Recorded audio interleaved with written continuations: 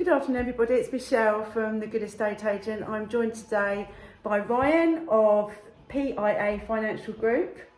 He's based in Ashford. Thank you for agreeing to have a chat this afternoon. Glad to be here. So Ryan deals with commercial and residential mortgages and financing. I met Ryan at a property networking meeting quite a few months ago. We've had lots of chats, lots of discussions. We thought it was about time we got together and did a vlog to update you all and to help you. It's quite a stressful time and a very hot topic, especially today as the interest rates have gone up again by 25 basis points. So Ryan, how does this feel to you and what's happened? Obviously it was expected, a lot of products built this in already, didn't they? So yeah. What's your feeling on mortgage products and the rates? So obviously rates have increased or did increase a hell of a lot from September last year because of the whole Liz Truss thing, but they've kind of been coming down ever since. Obviously not to the ridiculous lows that they once were, unfortunately, but it was always kind of the plan to get rates normalised, so kind of back above probably 3% again.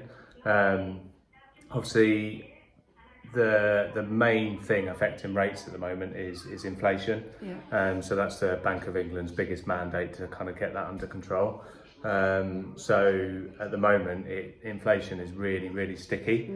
So every inflation figure that comes out is a shock. So obviously last month the month before was above 10% again.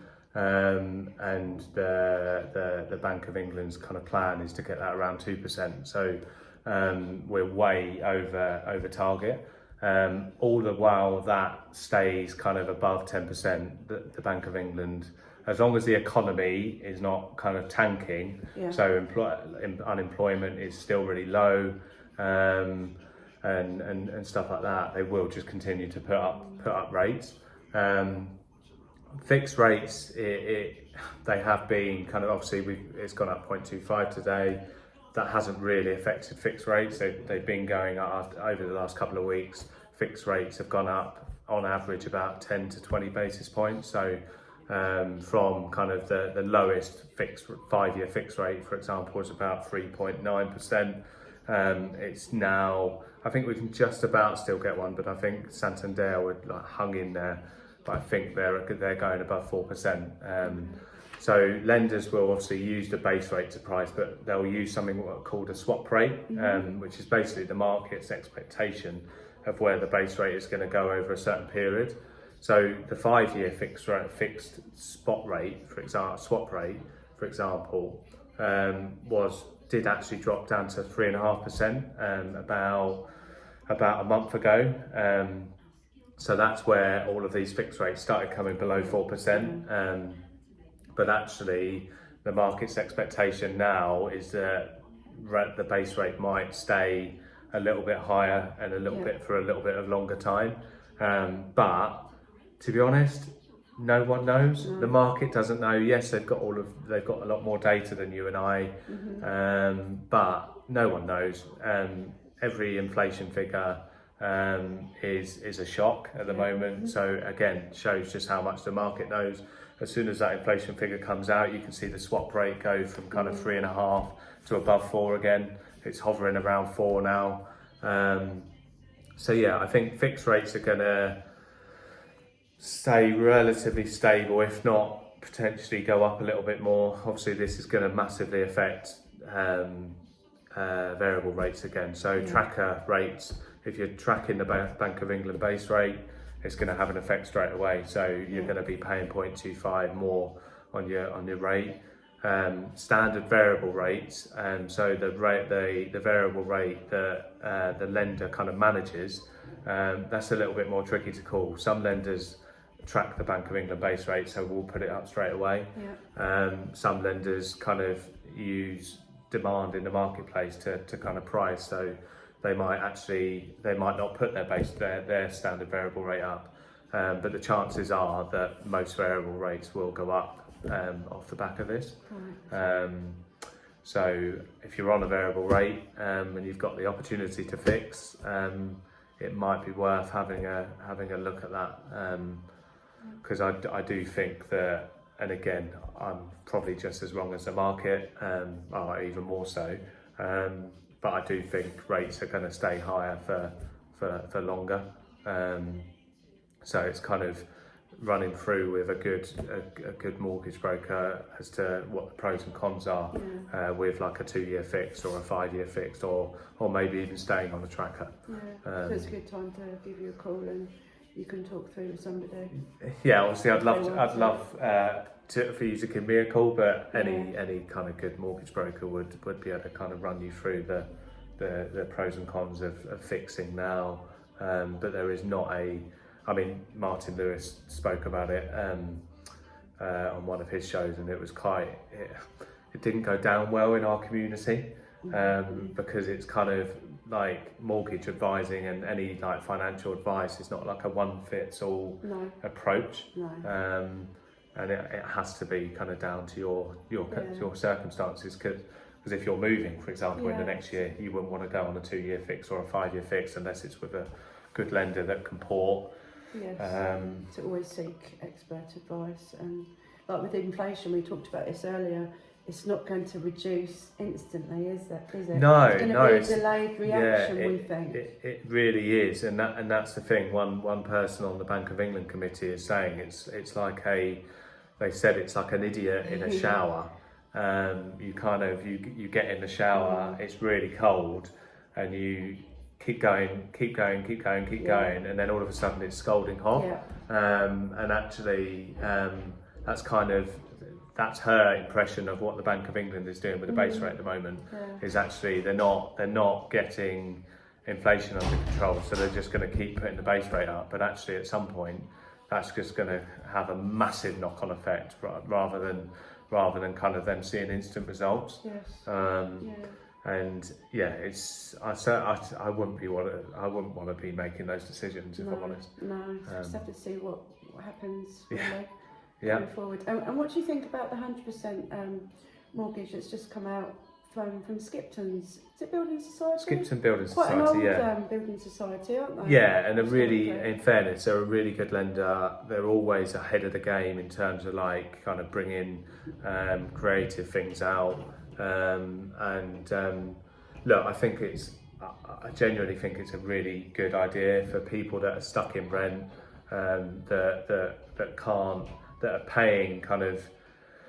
Obviously, you always want clients to have a bit of a buffer, but they just can't. They don't have enough of a buffer to build up a good deposit. Because 10% deposit on a £200,000 house is £20,000. That's a huge amount of money for someone to save. And actually, it is a really good idea for renters in that position to kind of get on the housing ladder. Really, really good idea for people that actually see an opportunity for somewhere they might be able to add value to. Just to kind of, obviously, you're fixing for 5 years, so you're kind of protecting yourself a little bit against a downturn, because history says prices do bounce back and then some. But actually, if you can find a property that you can add value to, let's say you add 5-10% value to, then again, that could be a really good kind of opportunity. It still needs to be habitable. Of course. So it needs to have like a working kitchen, working bathroom and stuff like that. Michelle can help with that. I try my best. So what's the criteria? So if I was renting, Ryan, what would I need to provide to you to get 100% mortgage? So there is a lot. There is quite, because it's obviously it's quite a. It's a more risky mortgage than a say 75% loan to value mortgage. There's a lot more criteria behind it. So the biggest thing is that you have to have been paying rent for 12 months consecutively within an 18-month period, and that rent must be equal or more to the mortgage payments. You have to be, the same people paying the rent have to be on the mortgage. So if you're paying it on your own, fine. If you're paying it with a partner or you're renting with a friend, and you're splitting the rent, you have to both go on the mortgage. Right. If it won't work, it has to be like household to household. Yes. So it won't work if you're splitting the mortgage of the rent, and then one of you goes on the mortgage. They'll decline it. Okay, it's good to know. Maximum term is 35 years. Obviously, zero deposit. You can't have more than a 5% deposit. Otherwise, you can go on one of their 95% product ranges. You have to have been not only paying the rent, but also paying the bills. Yeah. You have to evidence that. And I think that's about it, to be fair. Not more than 4.49 times your income. Okay. Works for self-employed and employed people. So yeah, look, there's more criteria behind it, as you would expect. I think any mortgage broker is going to kind of really help you to make sure your budget is up to scratch as well. Yeah. And the lender will go through your budget probably with a lot more scrutiny as well. Another thing, you can't have any missed on any credit for 6 months. Okay. But to be fair, I mean, they're like that on their normal mortgages anyway. Okay. And that's kind of it really.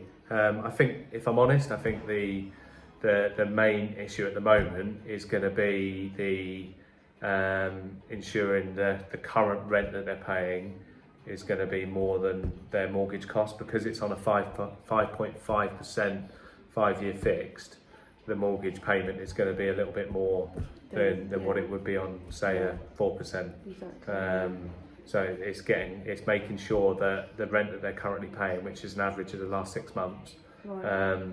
is more than what the mortgage cost will be. But at the end of the day, you've got an investment, you're investing, you're on the property ladder. Young people are finding it really hard at the moment. They so are. many tenants calling me every day, and to be able to give them this opportunity It's a massive opportunity, is and positive step, isn't it? So if I'm honest, I can see potentially if Skipton business going through the roof over this, or certainly inquiries going through the roof.